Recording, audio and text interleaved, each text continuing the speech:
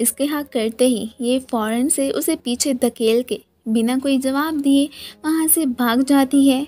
Jiang और dewy को एक साथ में बहुत ज़्यादा खुश देख के डोंगडे जेलिस कि तुम लोगों ने अपनी लाइफ तो बना ली, पर मेरा क्या, मैं क्या करूं? अभी तक लूमी से मैं अपनी लव कन्फेशन ही नहीं कर पाया हूँ। ये उसे कहने लगते हैं कि तुम कर ही दो, यही अच्छा होगा, ये ना हो कि बाद में देरी हो जाए।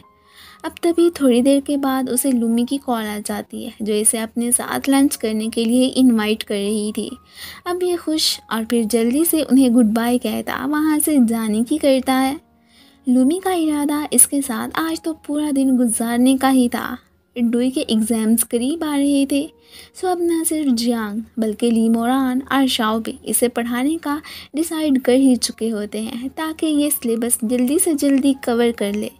इधर लूमी इसे अपनी मॉम के बारे में ही बताने लगी थी कि कैसे उन्होंने मुझे खुद अकेले में ही पाला है। वह मुझे एक डांसर बनने का शौक़ है, पर वो ऐसा बिल्कुल भी नहीं चाहती। उनकी वजह से मैं फिर छुप छुप के ही उसकी प्रैक्टिस करती रहती हूँ। अभी भी जब वो डांस की एंजॉय कर रही होती है तो ये उसकी वीडियो बना के सोशल मीडिया पे अपलोड कर देता है। इस बात का फ़िलहाल तो लूमी को बिल्कुल भी पता नहीं चलता। उसने मास्क पहना था तो शक्ल कोई भी पहचान नहीं सकता था। इसके साथ आज का दिन तो उसका बहुत ही अच्छा गुजरा था। वो अब यही सोच रही होती है कि मैंने इसके साथ जो भी आज का दिन बिताने का फ़ैसला किया था ना, वो बहुत ही अच्छा लगा। इसी खुशी में वो बाकायदा इसके लिए भी कुछ परफॉर्म करती है। एक तरह से चलो इससे अपनी फीलिंग्स कन्फेस करे या ना करे, वो उसकी फ्रेंड तो थी ही सही ना। वो तो इधर प्यार भरी नज़रों से उसे देखता ही रह गया। अभी फ़िलहाल के लिए उसने इसे अपनी फीलिंग्स कन्फेस करने का इरादा तो गिव अप ही कर दिया था।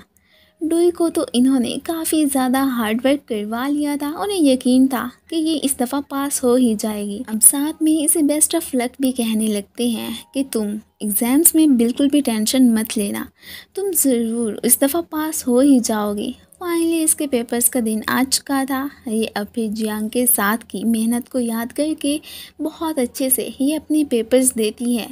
साथ में खुश भी थी कि अब की बार पक्का मेरे फेल होने के चांसेस बिल्कुल भी नहीं है। इन्हें साथ में जाते हुए जब लूमी देखती है तो फिर से उसका फेस लटका हुआ। अभी भी जियांग पे वो गिव अप बिल्कुल नहीं करने वाली थी।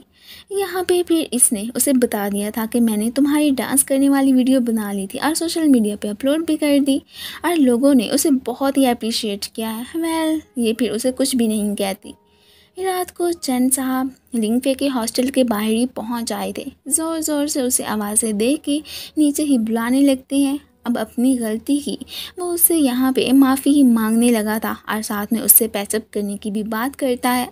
वो गुस्सा के रिलेशनशिप तुम्हारे लिए मजाक है क्या? एक दफ़ा रिश्ता टूट गया सो टूट गया, अब मुझसे कोई भी उम्मीद ना रखो। तुमने मुझसे कौन सा अच्छा किया था? किसी और लड़की के साथ मिलके तुम मुझे चीट कर रहे थे। ये नहीं मानने वाला था। डुई भी उस पर अपना गुस्सा निकालने लगती है, पर ये साहब ढीठ हड्डी बने वहीं पे ही खड़े रहते हैं कि तुम लोग तो लिंगफे और मेरे मामले से दूर रहो, यही तुम्हारे लिए बेहतर होगा। तुम लोग कौन होते हो हमारे दरमियान आने वाले?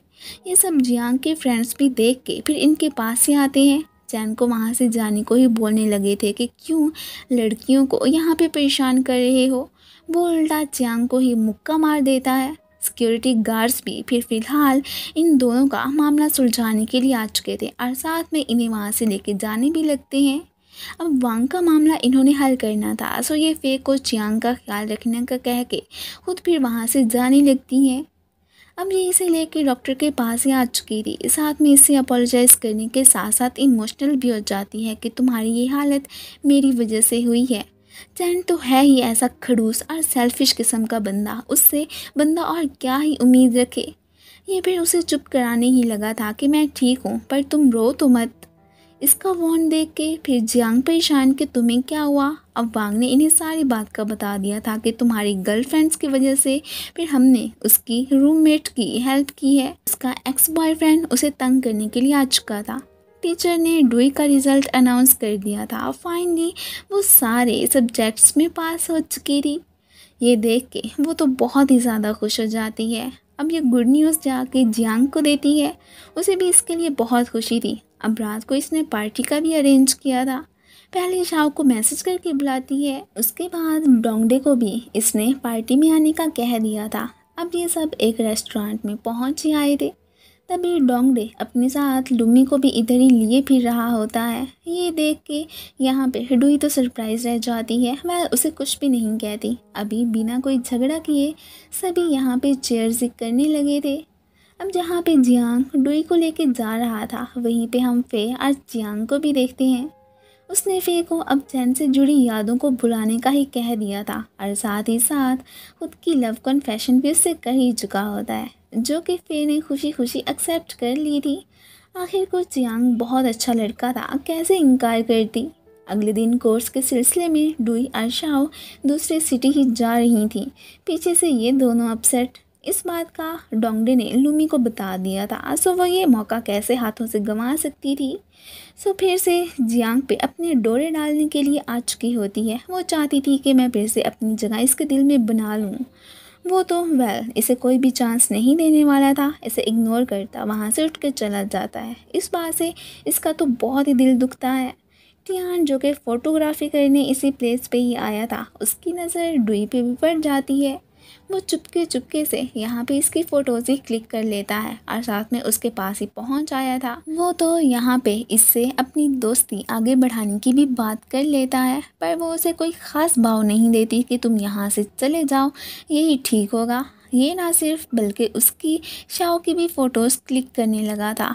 डुई इस बात से बहुत ही ज़्यादा चिढ़ जाती है कि आखिर इससे मसला क्या है, क्यों हमें फॉलो ही किए जा रहा है। इतनी दफ़ा मना करने के बावजूद भी वो तो रुक ही नहीं रहा था। ये अब डोंगडे को कॉल करके सारी बात का बता देती है और ये भी कि अभी इस बारे में तुम जियांग को मत बताना, वो ठहरा लुमी का चमचा। सो ये अब सारी बात का लुमी को बताता है। उसके साथ जियांग बैठा था, सो उसने भी इनकी बातें सुन ही ली थी। साथ में टियान की क्लिक की फ़ोटोज़ भी वो देख ही चुका था।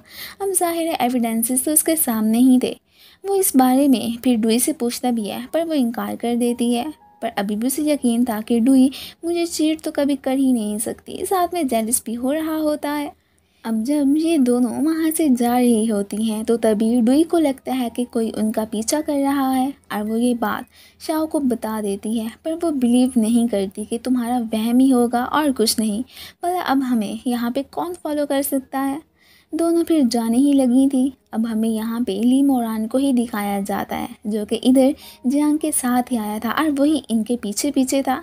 इसने शाओ के लिए चुपके से यहाँ कोई सरप्राइज़ देने का ही प्लान बनाया था। मीन वो इससे अपनी लव कन्फेशन फाइनली करने ही वाला था। तभी तो वो अपने साथ जियांग को यहाँ पे लेके आया। सामने से शाओ को देख के दोनों फिर छुपने की कोशिश करने लगते हैं कि अगर इसने हमें यहाँ पे देख लिया ना, तो फिर हमारा सारा सरप्राइज़ तो एकदम ख़त्म होके ही रह जाना है। और फिर इसी के साथ ही ये पार्ट ख़त्म हो जाता है। Thank you for watching. And guys, अगर आप लोगों को मेरी वीडियो अच्छी लगती है तो प्लीज़ इसे लाइक भी कर दिया करें और साथ ही साथ चैनल को सब्सक्राइब भी। थैंक